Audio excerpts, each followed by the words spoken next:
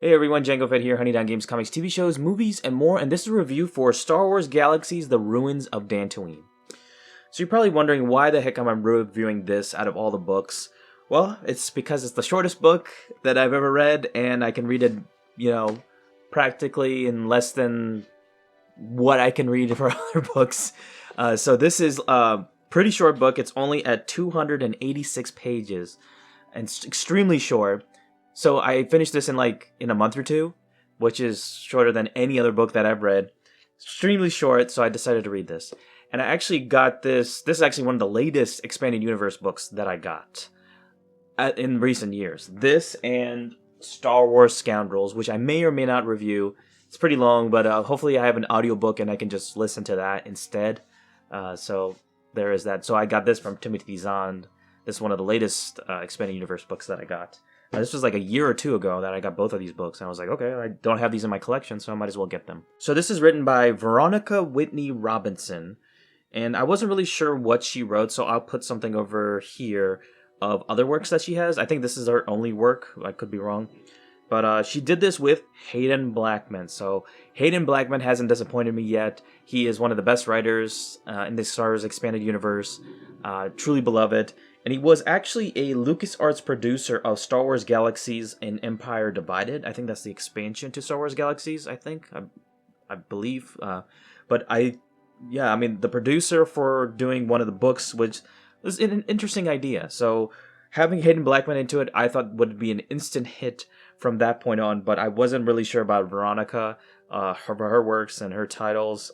So we will see after finishing that book. So, let's read the back of the book to get an idea of what this book is like. So, it is a time of great turmoil. The oppressive empire is close to seizing complete control of the galaxy. The ragtag guerrilla army of the Rebel Alliance fights on, striking wherever it can. But now, something has come to light that could spell certain doom. Hidden in the Jedi ruins of Dantooine is a holocron containing a list of high-level Rebel sympathizers. If that list were to fall into the hands of Darth Vader, the Rebel Alliance would lose its most valued support and possibly the war itself.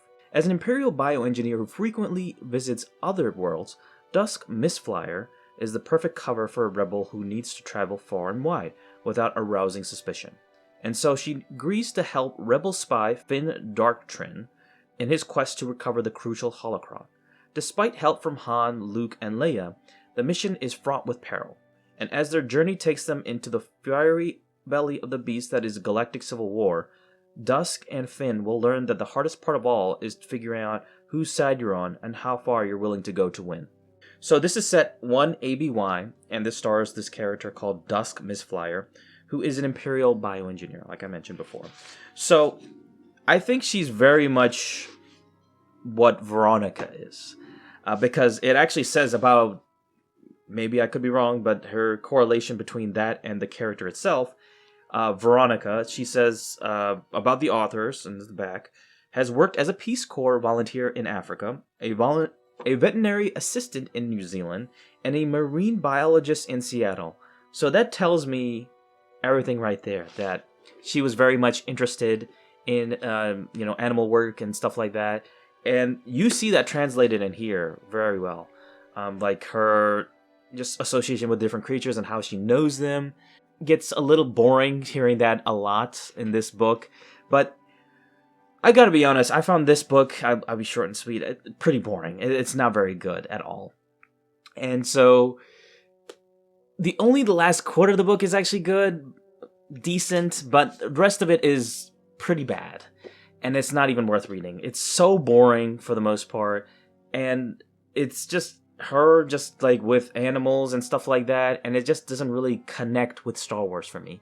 And plus, I'm sick of this at this point of seeing so many cameos by different characters within the original trilogy. Like Han, Luke, Lando. You see those characters, the same characters over and over again. Somehow being connected to a million other Legends books and a million other books, and somehow connected to this one as well. And they're just in here as well. The only cameo that I did like is a character from Star Wars Starfighter, the best character of the bunch, and I think you guys will know what I'm talking about. It is Nim.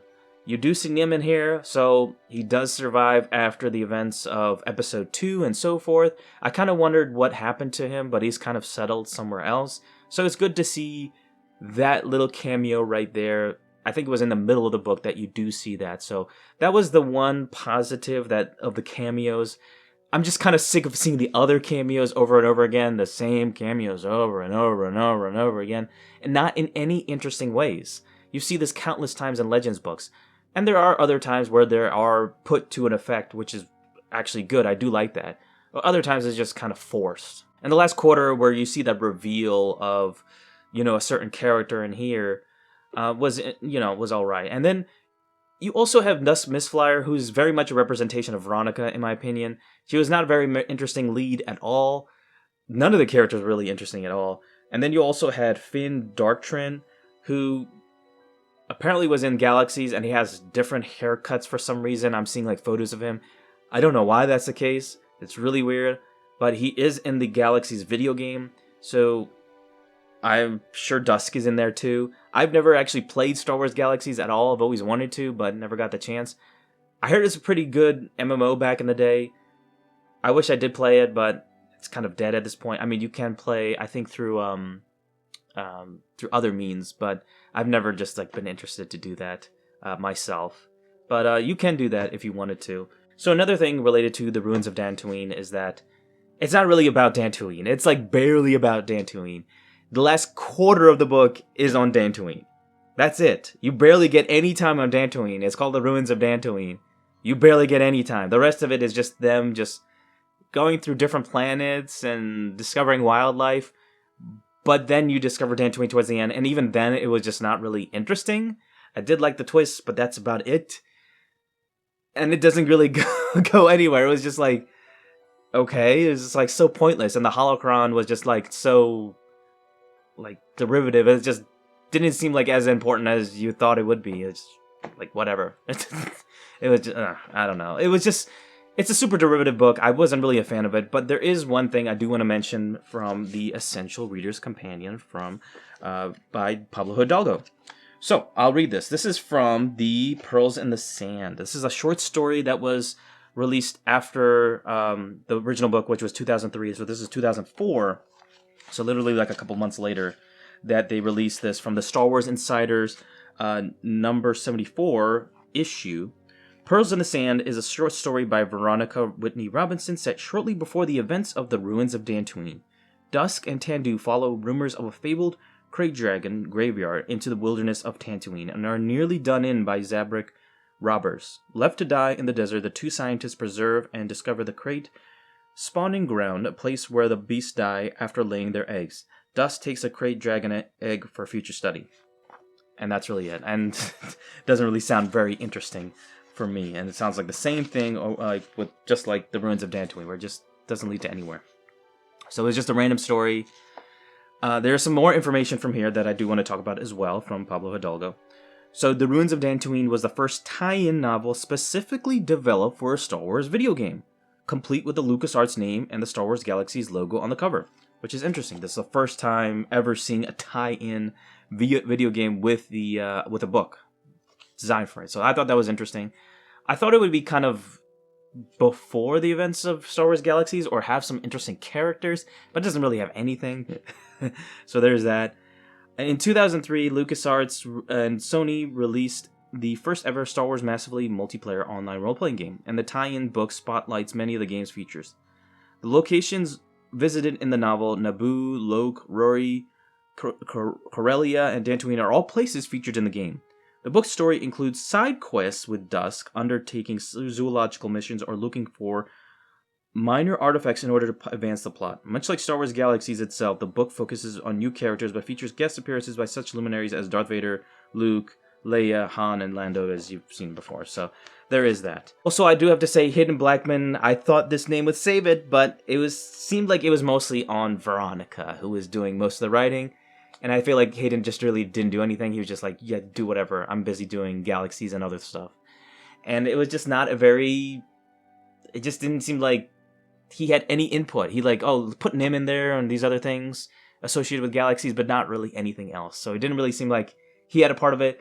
I thought, like, because of his name was associated with it, that it would be, like, something interesting, but it just didn't really happen at all, which is really disappointing. So I gotta give Star Wars Galaxies, The Ruins of Dantooine, a...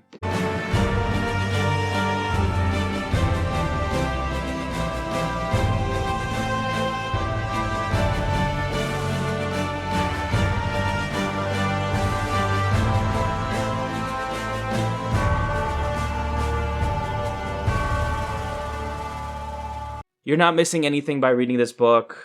Just ignore it. And the only good grace about it is that it's extremely short, so you'll finish this right away. But there's nothing really interesting about it, so you're kind of wasting time at that. So thank you so much for watching. Let me know what you think in the comment section below. Did you like it? Did you dislike it, just like myself, this novel? Let me know in the comment section below. Don't forget to subscribe to my channel, Django Fett, if you haven't already. And I'll see you, my fellow Mandarin. My brothers and sisters, next time. Ooh, yeah!